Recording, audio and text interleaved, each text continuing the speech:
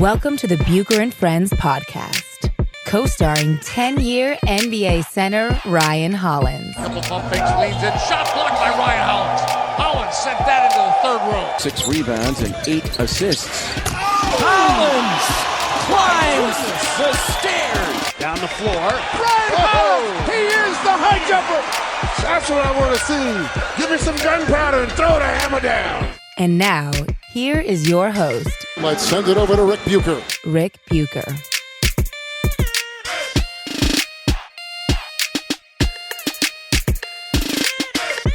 Welcome to another episode of Bucher and Hollins, subsidiary of Bucher and Friends, part of the United WeCast Network. I'm Ric Bucher. You can read my stuff on Bleacher Report. You can find me on Twitter at Ric Bucher. You can follow the show on Twitter and Instagram at Bucher Friends. And he is Ryan Hollins. You can find him on Twitter at The Ryan Hollins, on Instagram, simply Ryan Hollins. You can see him on ESPN TV. You can see and hear him on Clippers broadcasts. And you can hear him on NBA radio. And he has an interesting week ahead of him since he's going to be, or is, in Milwaukee. And this should be an interesting podcast because I'm a little short on sleep the last couple days. And it took me about 4 tries to get this thing off on the right foot. But here we are, and so we go.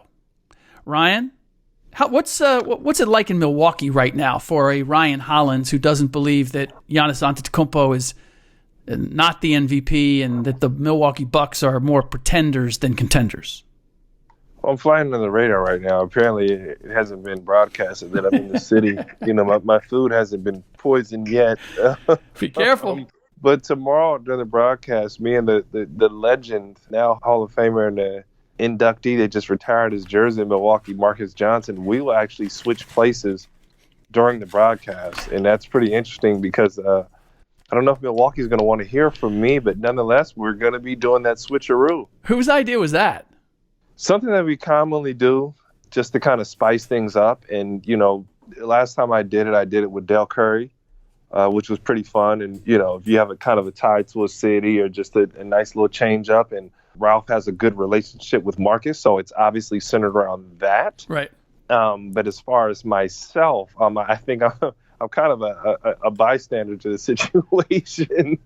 Are you going to be wearing a helmet during the game? Oh, man, they might be like chugging batteries and all kind of stuff from the stands, man. But, hey, you know what it is, man. I will tell you that the Milwaukee – I had Wes Edens, one of the co-owners of the Bucks, on the podcast, on the Wednesday podcast, right after All-Star break, actually. And I told him, and I don't know if you've been – how many games you've been to in Milwaukee in the last couple of years, but they've upgraded – the age of their fan base. Their fan base has gotten a lot younger and a lot hipper, and they are enthused. So I would imagine that they're going to be well aware of you, and they're going to be very vocal. They almost have a soccer crowd vibe about them because they're big into chants. They've got their they've got their section for their fan base. And yeah, man, that ought to be fun. I might have to. I wasn't planning on Bucks Clippers being on the agenda, but I may have to tune in just to see what happens to my man Ryan Hollins.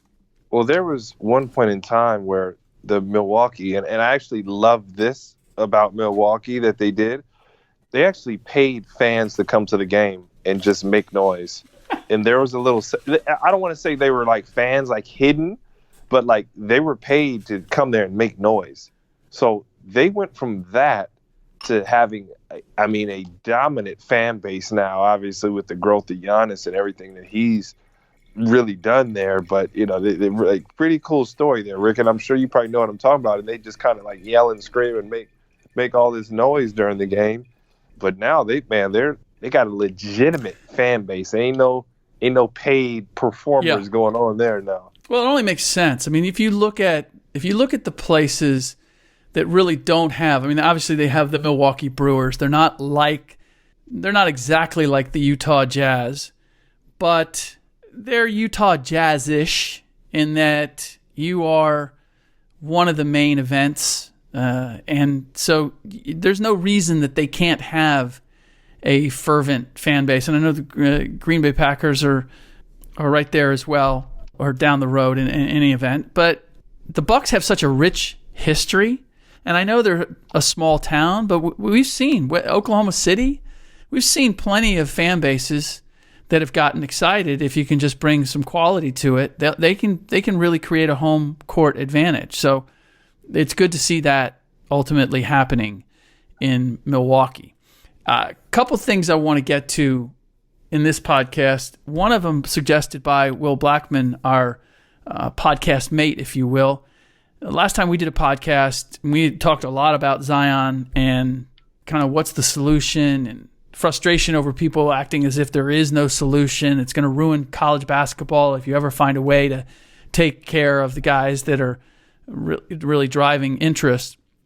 And he wanted me to broach with you what would happen, or what's the realistic ability of a Zion to go someplace else. Let's say the next Zion looks at it and says, I'm not going to make all that bank for the NCAA and the tournament and the school of my choice if I'm not going to get a cut of it. So you know what? I'm going to go here. You've played in Europe. I've covered games in Europe. I know the European scene. What do you think would be the next? What would be the best move for somebody like Zion coming down the road? Well, you know they're getting rid of the one and done rule. Yes. So that's going to be, really like irrelevant, once that comes into play. So I don't want to say any day now. I don't know if that'd be appropriate, but either this next season or the season after, we won't worry. And Zion Williamson, LeBron James, Kevin Garnett, those type of talents are guys that they only come around once. So I don't think next year, to my knowledge, there's another Zion. Because we've been watching this kid for the last 2 or 3 years in high school. Put his elbow and his head on the backboard. You know what I'm saying? So you saw that coming. So, Rick, we really don't have to worry about it. But as is, the options would be overseas. There was a play for G League players to make more money than they had made. Their pay just got raised. And, I'm trying to think. Obviously, I don't know if we really need to dive into the big baller brand again, but LeVar had an attempt at putting a league together that clearly we see where the money was going. Yeah, the JBL to my knowledge. So we saw where that money was going. But yeah, Rick, there weren't many options, and for me it was frustrating, especially just I don't even want to start on college and the NCAA, but these guys don't have outlets, and I think it's more and more screaming when you look at the race right now for Rookie of the Year. Luka Doncic has been playing with pros already, so he comes into the NBA running. Trae Young, I don't want to say had to, but his best bet was to essentially go to college. And you see the first half of the season, Trae Young is just adjusting to NBA life because nothing about college prepared that man to be a professional. Nothing about the NCAA, nothing about his school prepared him. So now you run into a situation where this guy's behind, and all our American players are behind. If it's not just their talent or their just God-given abilities that exceed, they don't have the skill set of a guy that gets the training overseas. So I think it's a great thing that this one-and-done rule is going away. Yeah, I understand that it's going away. I just was curious whether it'd be possible for a guy, let's say he doesn't want to sign the rookie deal. Could he go, and especially a guy like Zion, because he made his name, he became a YouTube sensation. Let's say he doesn't like who he was drafted by, whatever the circumstance might be. He would have to lobby that he would go overseas. And, I'll throw this out to you, my little conspiracy theory, because everybody's up in arms of how Luka dropped so far, then got traded by Atlanta to Dallas. I think he put a call into Sacramento, Phoenix, and Atlanta and said, you might as well trade me because I won't report. And I don't know if you remember during his courtship of the NBA, he was a hot topic. And he comes out and says, there's a report that says, well, Luka might not come over. Well, everybody's salivating. Asking. He said he might not come over. And I think he may have sent out a warning kind of similar to Yao Ming and just said, I won't play for those teams. I'm not going to be in those markets. I refuse. So I I'm really, really interested with that, Rick. And I'm not sure how you feel about that, but it's just an enigma to me that he ended up dropping that low. It makes zero sense. I would agree with you, and it's something that I'm going to look into. If not for, at the time, I talked to so many scouts and people who said that their concern was that he could compete at both ends. Now, I can't defend what Atlanta did other than they got Trae Young and they got a future first. So if you're rebuilding and you want to make the argument, we get two pieces for one, okay, maybe. But a lot of people were just saying that their big concern was from a physical standpoint. Could he defend his position? And they looked at a DeAndre Ayton or a Marvin Bagley and said, athletically, physically, they're able to compete at both ends. Are they as polished as Luka at this point? No. But can they potentially down the line be more of a complete player? Yes. And what they obviously underestimated, and I thought it was underestimated at the time. I mean, I thought, I'm like you. Luka Doncic for me was the number one pick. That was a no-brainer. At his age, what he'd done, his IQ, not just that he was a one-dimensional player, but he's going to make everybody better. His toughness. I mean, you go down give me the excuse he doesn't have the measurables, and I'm like, okay, you've lost me. You've just taken analytics to a place that no longer considers what the intangible, being able to play the game. I mean, how do you measure that other than everything that Luka did as an MVP and winning championships and everything else? So that's why I like your theory, and I like the possibility of it that Luka orchestrated this. But I honestly, there were a lot of people in the NBA who were skeptical that he was going to be this good. They had their reasons to go in other directions. But I'll find out. I'll find out if because there is curious. More Atlanta, okay, I can kind of explain that away. Sacramento is the one that really I scratch my head over.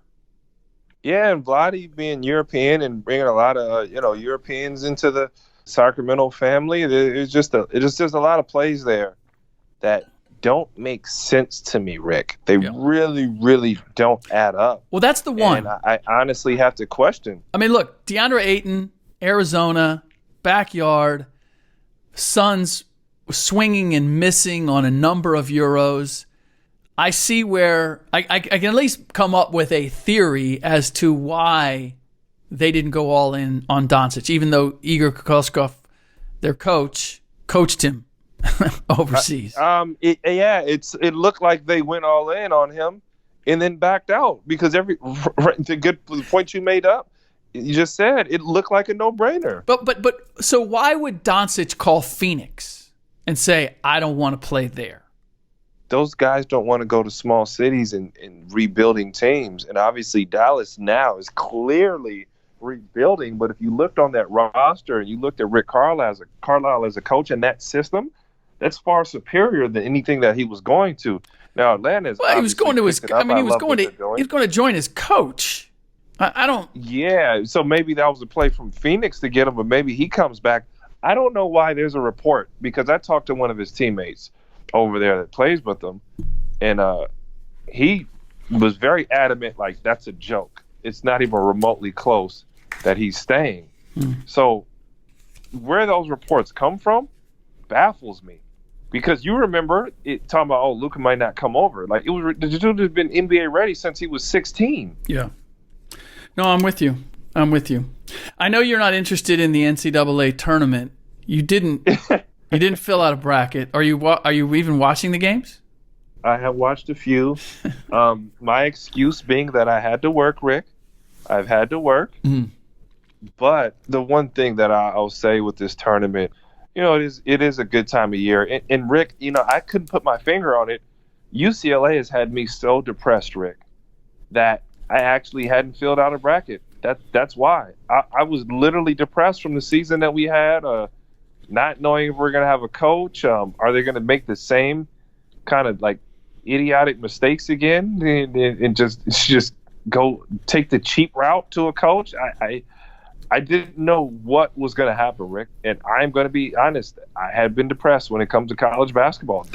I had to put my finger on, wait, Ryan, why didn't you do a bracket? That's why, Rick. Dude, I'm not even going to dignify that excuse with an acknowledgement. Do Bruins alums of the basketball program have any influence or say? Do they reach out or talk to anybody, you or anybody else, for counsel or advice or input on things that they might consider doing? So the Bruins that are being consulted in this matter are the Bruins that put up money right now. But as far as just off the strength, no. The guys who are actually part of the alumni base and not just alumni base, but I guess the boosters, the people that are actually putting up money, those are the ones who have a say. Okay. So you don't? No, I don't. I'm as in the dark as you. Okay. By the way, the NCAA had a commercial that they put out with it's sort of a day in the life of a of a college athlete, and I can't count the number of college athletes who just killed it on social media saying, man, I wish my life had been like that, and did parodies of what college life really was like. How challenging was it for you to be a student, do 4 years, and play basketball at a high level? It was incredibly challenging, Rick. And it's funny, my goal was to be a professional athlete. And in the midst of that, I had to make up a mindset and a game plan. And my mindset, and obviously I had the intelligence to go get 4.0, 4.5, whatever. So my mindset, Rick, was not lazy. My mindset was do just enough to get by. And then after you do that, go full in on basketball. But I literally could not commit myself all the way to school. I could not and be a pro at the same time. So I knew those things weren't going to add up. Did you take the classes that you wanted to take? Did you work toward the degree? Did you get your degree? Did you get a degree in what you wanted to get, ideally, all things being equal? I took literally the easiest route to a degree, first off. The easiest spoon-fed, cookie-cutter route to a Rocks degree for jocks. that I could possibly take. I didn't even like history, and I ended up being, I don't want to say I loved history, but it just made sense for me at UCLA. It was something I could do and I could knock out. But we have 3 options. So to grossly let you know that my academic needs weren't met, history, psychology, and political science were my options at UCLA as an athlete. 3 options. That's what I would get my degree in. And I remember Jordan Farmer actually said, hey, I want to get into the business school. Let me make the most of this academic thing. I'm all in. You guys promised me this great UCLA education. No, sorry, Jordan, it conflicts with your school schedule. And one thing I propose, Rick. School schedule? Because, excuse me, your basketball schedule. Oh. Your basketball schedule. Okay. Good call on that, Rick. One thing I propose to the NCAA, because if they're really about what they say and they care about student athletes, wink, wink, student athletes, wink, wink, why don't you make classes that are all classes should have another teacher, because there's more than enough money swirling around where it's friendly to these athletes to where if I want to be a business major, you give out extra business classes. You give out extra science classes, whatever, engineering classes, if that's something that I actually want to do while playing. Because it's not a matter of want, Rick. It's a matter of you literally cannot be in those programs while playing. You can't. There's no. I know there's a couple schools that have like broadcasting communications. Nope, not UCLA. Not for us. So Jordan Farmar wanted to go to take business classes and set himself up to be in the business school. And by the way, so did Josh Rosen. He made a fuss about that. Everybody just jumped on his comments, but people didn't actually read what he said. Josh Rosen too, because he's that type of kid. And they literally said you can't. It conflicts with your basketball commitment. There's 3. Let me drive this home. There are three majors that you can take. 3 of them, bro. and that's it. Political science. What are they? What are they again? Political science. Political science, history, and psychology. Tell me, what the heck am I going to do with that? Yeah. Well, you could psychoanalyze. We could do a. No, forget it. Scratch that idea. Oh gosh. All right, one of the rebuker. You're about to say that was going to be another ignorant Rick comment. What do you mean? Something was coming there. Yeah, you know. I know look, you. Yeah, as I said at the beginning, coming. I'm going to apologize to our listeners. I'm about 3/4 here. I've been burning it at both ends, and yet we still want to be consistent with our podcast and providing this for you. And there are a number of things that I wanted to get to, but man, I don't feel like I feel like a dull knife right now. I'll be honest. I'm just Rick. I've been on the road for 2 weeks, bro. I don't want to hear that from you. I came home to do laundry and then left right out at 4 a.m. I don't want to hear that from you, Rick. The road doesn't bother me. Lack of sleep at some point. Okay, you are doing real work. You are writing your stories. I don't have to worry about that, Rick. I will sympathize there. Yeah. Well, and every time I call you on the road, you're sleeping. So, I mean, right? It's true. It's true. Bro, it's because I'm up until 3 a.m. doing TV. Okay. All right. A couple of the other things I wanted to get to. Nick Collison had his jersey retired by the Oklahoma City Thunder. Chris Bosh had his retired by the Miami Heat. And Collison, I think it's a special tribute to him. I think it I don't know how many places, like the Portland Trailblazers retired Dave Twardzik number, and former GM at one point of, gosh, was it Charlotte? I know it was Orlando at one point. The Golden State Warriors for a hot minute. He's fallen off the face of the earth. I haven't seen or heard of him, but he has his number in the rafters with the Blazers because he was the point guard on their championship team with Walton. And it was one of those where if you went and looked at his numbers, you go, what? Why does this guy have his jersey retired? Same with Collison.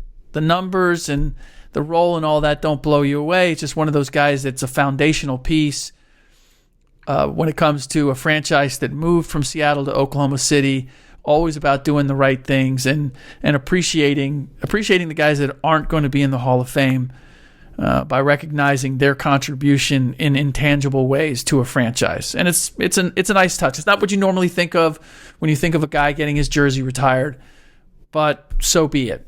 And Chris Bosh is in a little more of a gray area. He's a guy that I don't quite know where to put him, and I presented it to you before we started the podcast, just about like Hall of Fame. Does he go into the Hall of Fame? And you said, well, everybody goes in the Hall of Fame, which I don't think is true, but it is difficult because it's not the NBA Hall of Fame, it's the Basketball Hall of Fame. It is difficult to really determine, what are the parameters, what is the bar, what gets you in, what keeps you out. It's not like baseball. I don't think it's football. It's the measurables aren't the same. So I ask, forget the Springfield Naismith Basketball Hall of Fame. Does Chris Bosh get into the Ryan Hollins Hall of Fame? No disrespect, but no. I Why don't not? know if at any time during the NBA we would even say that Chris was a top 5 player. I think that, and that's no disrespect to Chris Bosh, we're talking 5 guys in the NBA, and no doubt he played in the LeBron era his whole time. Kobe Bryant for more than a majority of it, Tim Duncan. So there's a number of guys, and that's not disrespect, like I said, to say he's not a top 5 player. I thought, there's a big credit because he was the guy that really sacrificed his game when LeBron came, and he got the short end of the stick. And I think it's Miami making right because they kind of had to save Chris from himself because, he had the deal where he wanted to play, wanted to get out there, but he had blood clots. And it was a situation where it would have, kind of risked his life. He'd have risked his life getting on the basketball court, and this guy was willing to do it. So I think in good faith, they really appreciate the service that he did. And for those championships, he was the guy that sacrificed. I had a workout in Miami, and I remember I was talking with Coach Fizdale, and, Fizz and Jawan were all just bragging about how, Chris is the guy that really made the sacrifice and said, hey, I'll stand in the corner and shoot threes if that's what's needed, and I'll fit in and defend and do these things while LeBron, you figure it out. Because this was a guy averaging 20 and 10 in Toronto. Now, they weren't a winning 20 and 10, and that's no diss, but they weren't winning championships there. They weren't really going anywhere. But when those three teamed up, it really became something special. And the thing is that Chris was absolutely deadly, getting his touches on the block, facing up. And then what he would also do is he would run, they would run pick and roll series with he and Calderon. He was a matchup nightmare. No more face-up jumpers, no more pick and rolls. Okay, so this guy had to sacrifice a lot, having the offense absolutely run through him, turning into a guy who had to just kind of stand in the corners for LeBron. So it's more of a, hey, we know what we did. And it's funny, I was talking with Quentin Richardson, Rick, and you'll like this, and he essentially said that Pat Riley comes down from the office day one and says, if you're playing for your numbers here, this ain't the place for you. Go, you need to go somewhere else, and you commit yourself to our organization, we'll take care of you. And you hear that kind of from his mouth. He said either we'll take care of you or somebody else will take care of you. But don't worry about that. But that's not what we play for here. Yeah, all that said, and certainly his numbers went down when he went, and appreciably from when he went from Toronto to Miami. But guess how many times he was an All-Star? What are we talking 8? 11.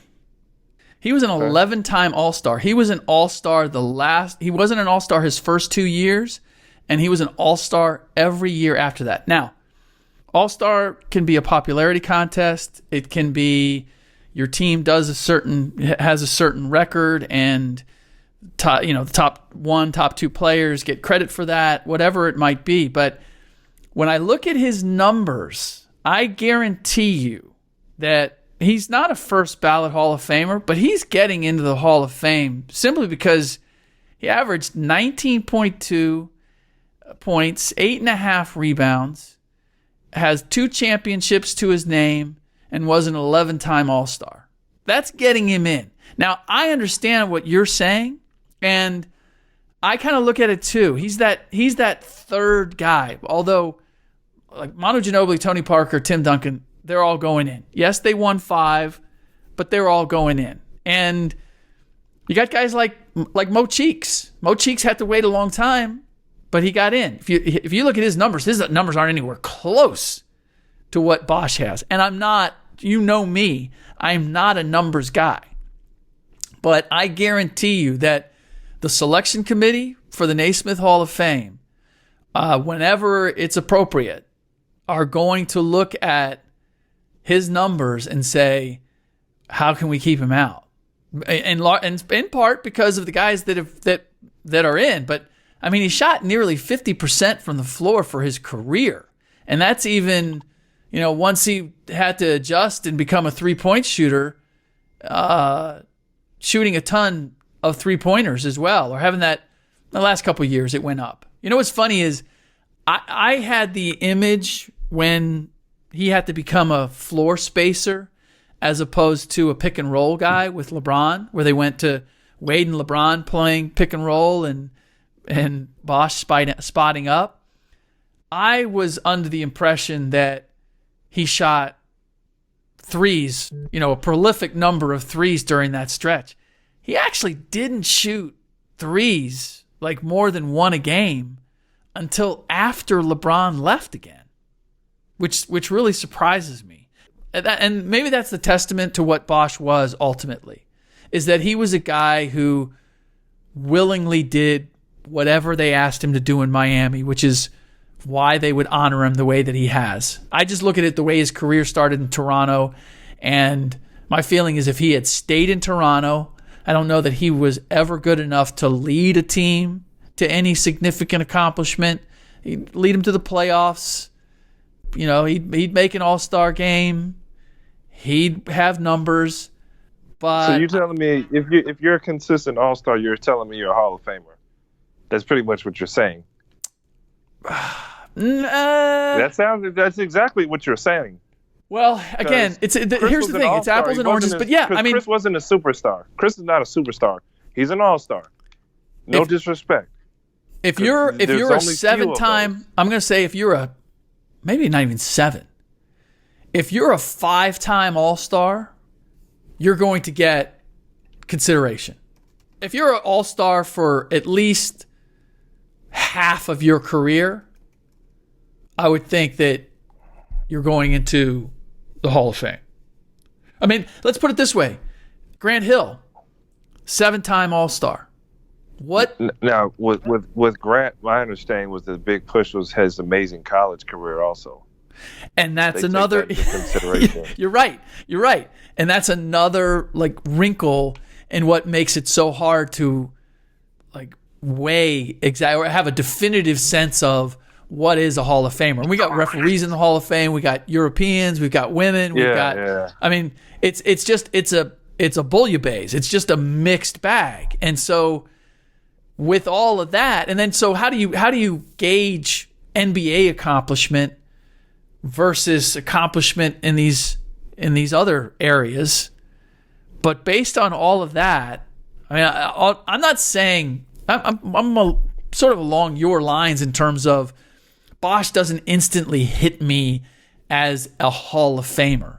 But when I stop and I look at his career and I look at other guys who have gone in, there is no doubt in my mind that he'll be in Naismith. I would be shocked if he was a first ballot guy, but he's not going to have to wait. You know, he's not going to have to wait a long time. I would say in the first 3 or 4 years, he's probably getting in.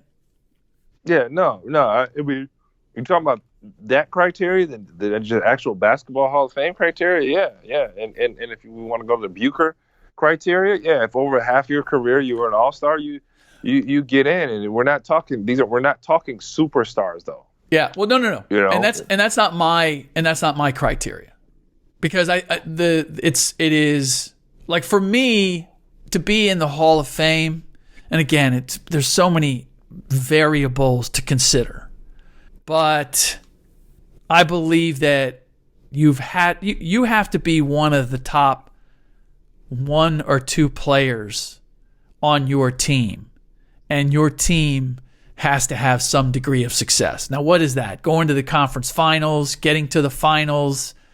I mean, it depends on how many times you go and what you had around you. But like Bosh to me feels like the third guy. And the third guy even on championship teams, for me, isn't necessarily a Hall of Famer. Because I have to consider, and this is speculative, hypothetical. So you're giving a firm no, it sounds like. With Bosh? In my Hall of Fame? Yeah, I'm with you. I would say no. He does not feel to me like a Hall of Famer in the classic sense of the word. Now, do his numbers and does history tell me he's going to be a Hall of Famer? Yes, it does. Do I think that he should be? Not by my estimation of what a Hall of Fame career is like. Although I will say, you know, when I look at his resume, I go, damn, 11 straight All-Star games. I mean, I don't care. I dismiss the value of All-Star games as much as anybody, but still, that's pretty damn impressive. You have to admit that's pretty damn impressive. That is. No, that is an inconsistency.